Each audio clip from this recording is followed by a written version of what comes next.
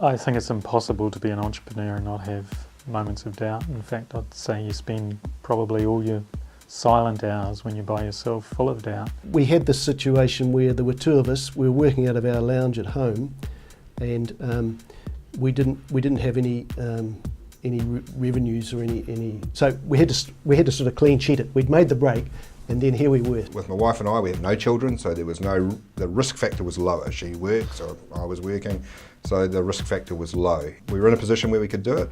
I wanted to know if I believed that I could succeed, obviously. I believed in myself, so I said, let's go and do it. So I stepped out of the big wide world. In all industries and whatever people do in life, they have challenges. But I think just having the confidence, having, I guess, the sense that actually you can work through most problems. I mean, all problems can be worked through and there is a solution. I guess I'm a reasonably logical thinker, and to me, software at its very root is all about logic. It's actually about fixing or finding solutions to problems, and it's not one problem, it's a whole series of them. I think it's really how you view those challenges as they come along.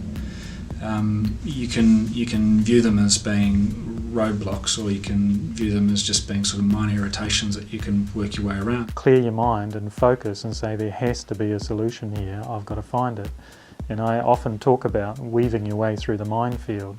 There's always a way forward. It's not always attractive, it's not always easy, but there's always a way to get across the minefield to the other side. Hit any sort of challenge like that, or when I certainly come across challenges like that, it's always around decomposing it into its constituent problems, and then you knock them off one at a time.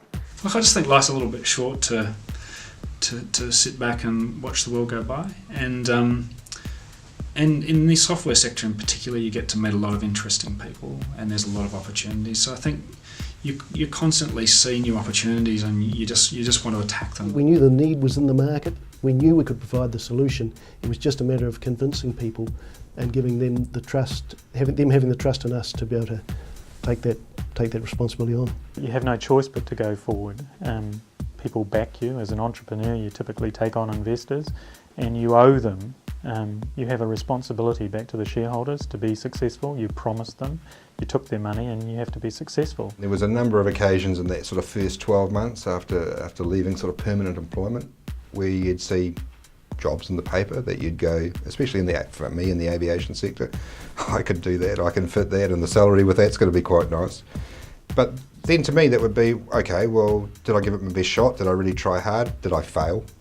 And that's not what this is about. This is about, I want to see if I can do this, and I believe I can do it, so let's keep going.